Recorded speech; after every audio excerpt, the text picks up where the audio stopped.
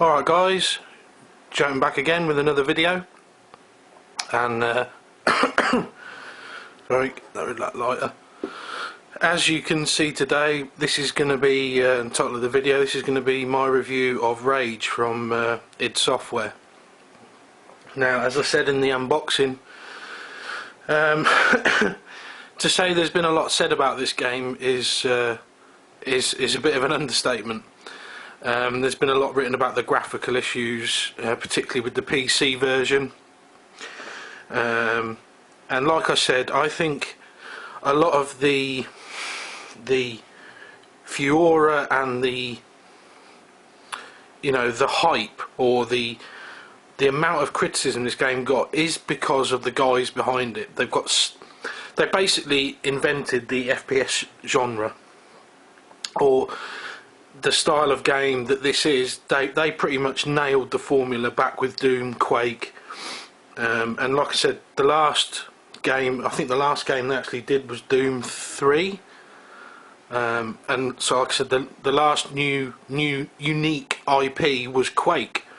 So you're talking a few years since they've done a title, and B, a new IP, and this title actually uses their new software, which is id Tech 5.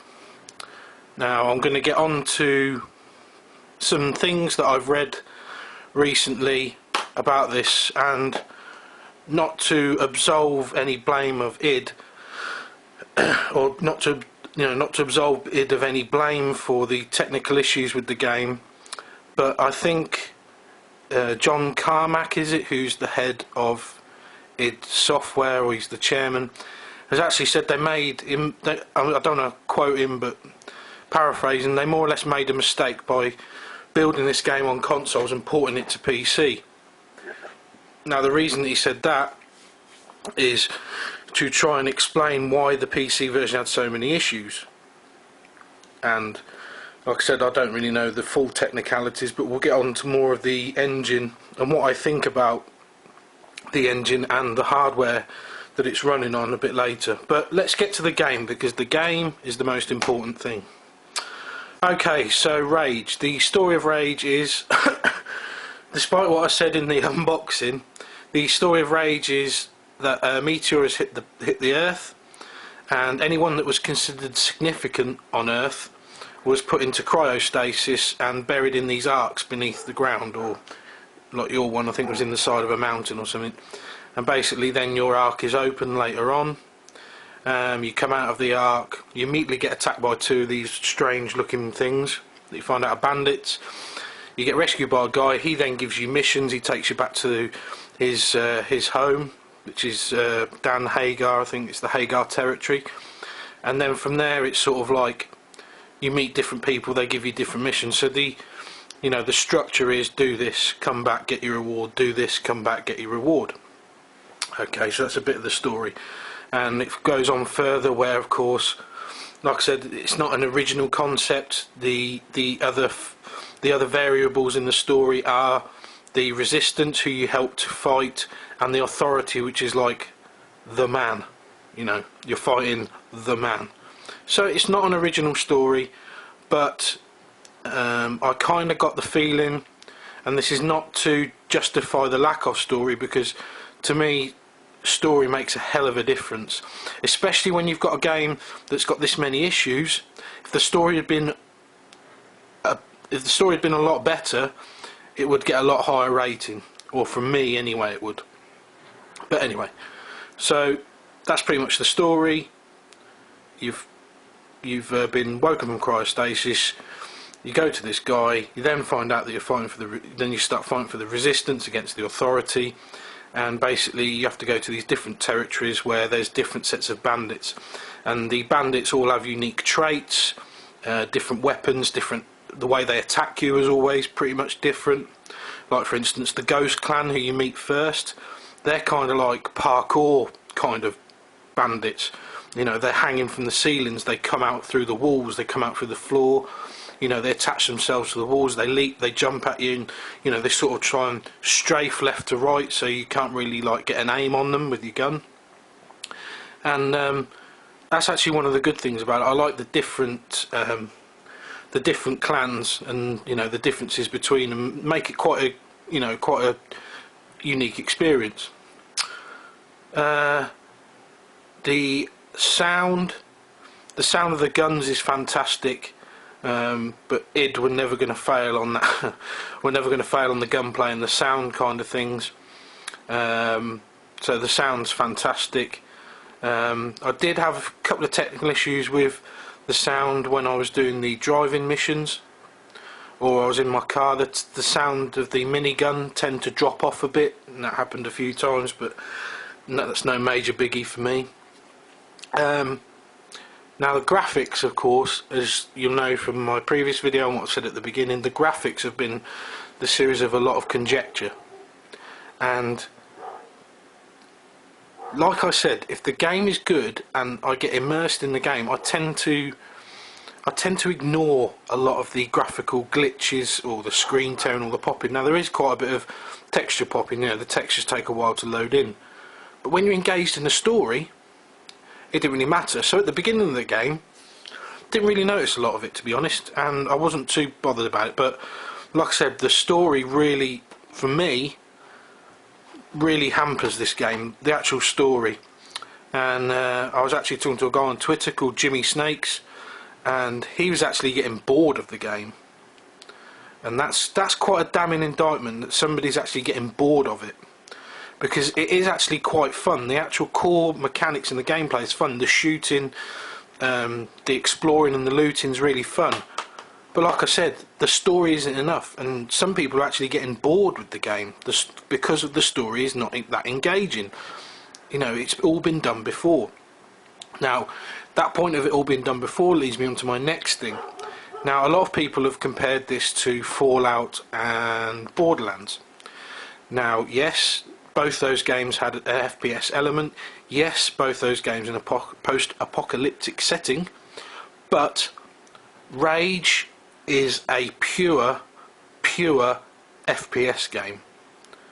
Now this thing where you say it's an FPS game with RPG elements, it kind of, for me, there was pretty much no RPG elements. As I know RPG elements, like the one thing you could do, I think, was, you buy upgrades for your weapons and you build stuff. Like you find ingredients and you buy, and you can make extra bandages, or you find a mechanical kit and some cogs and some gears, and you can make the little RC bomb cars, like in Black Ops. You can actually build them and you can send them out and blow up enemies. That's about as far as the RPG element goes. Don't be fooled into people saying it's got RPG elements, because the elements, for me, don't even really justify the word element. To me, it was a pure FPS exploration game, and that was it. And that's one of the positives. The mechanics of the game are absolutely superb. The shooting, the guns, the 60 frames a second, it's smooth as hell. Forget the technical issues, this game is so smooth, it is unreal. And like I said, the graphics are actually beautiful. Technical issues aside, the graphical look of the game and the detail and the immersion is second to none. Like I said, with a better story, I think this game would have got a lot more ratings if they'd have just pushed the story a bit more. A couple of twists here and there. I was kind of expecting a twist at one point. I was expecting one of the guys that you're working for to sort of turn on you. Or, one of the resistance guys is is actually a mole for the authority. A company as big as the authority's made out to be, they think they'd have a backup plan, but no. So yeah, the mechanics are brilliant, the graphics are brilliant, the story, meh, the sound's good, there's some technical issues. So what do I think overall? Well, overall, guys, it really is what we English call Marmite. Now, if you don't know what Marmite is, it's a spread similar to Vegemite or something like that, a spread that you put on your bread, and it has a slogan in this country called either love it or hate it, and that is what Rage is. Rage is a Marmite game. Some people absolutely love it, some people think it's garbage, and that's pretty much bore out in both the reviews and the reactions that I've seen from people that I follow on Twitter and videos on YouTube, like reviews and that. I happen to think that if you go in with the preconceived notion that you're going to be getting like a little mini RPG, don't get it. If you think you're going to get a Fallout experience, do not get it, or rent it. If you want a longer version of Doom, get it, because you will not be disappointed. It's absolutely fantastic. As a core FPS game, it's fantastic. But on the flip side of that is, if you go in thinking it's an FPS, it's probably too long. And I think if they'd have just enhanced the story a bit more and got rid of the drive, I'll come on to that in a minute, the driving elements and things like that, it would have been a lot better. Now, I completed the game in around 12-13 hours. If you'd have done all the side quests and the driving, it'd probably be up to about 15 hours. The driving is pointless, doing the racing, trying to get more money. There's enough looting, there's enough pickups to last you through the game. You get about $200-300 for completing a quest, so the driving just felt tacked on. The side quests, not too much different to main quests really, but you can do them for a bit of extra money. So that's the single player out of the way. Now the multiplayer, you've got two. You've got co-op and you've got the versus mode, and I'll do the co-op first. So the co-op is basically two people. You can either do it split screen or you can do it online, and I think there's 4 unique missions, and it's just standalone missions where you have to do an objective. And I was playing with 01 Maverick 10 on YouTube. I was playing with him yesterday, and it was okay. It was okay. It was, you know, it was quite good fun. The mission wasn't too long. We did one mission, but it was okay. But I have to say the racing is just terrible. It's just four of it, and it's just so out of place. They just threw that in there. I'm not even gonna. That's not even going to factor into my score. That's how insignificant the multiplayer is, or the versus 4-player driving multiplayer. I'm not even going to factor that into the score. So overall, what do I think? Overall, it comes down to what you're expecting. If you're expecting, like I said, if you're expecting Fallout RPG style with FPS elements, don't get it, and I would strongly recommend that you rent it. But if you want a pure FPS, it's actually pretty good. I was expecting a lot more from the story, but the mechanics and the shooting, the exploration, the detail in the graphics, the immersion, the different environments save it a hell of a lot. And overall, I'm going to give Rage from ID Software, I'm going to give it an 8 out of 10. I nearly went 7.5, but like I said, the multiplayer is that bad, I'm not even going to factor it in. You know, damn me if you want, but I just probably didn't play enough of the multiplayer. That's another reason why I'm not going to factor it in. So I'm going to say 8 out of 10. 8 out of 10, that's Rage from ID Software. I hope you enjoyed this review, guys.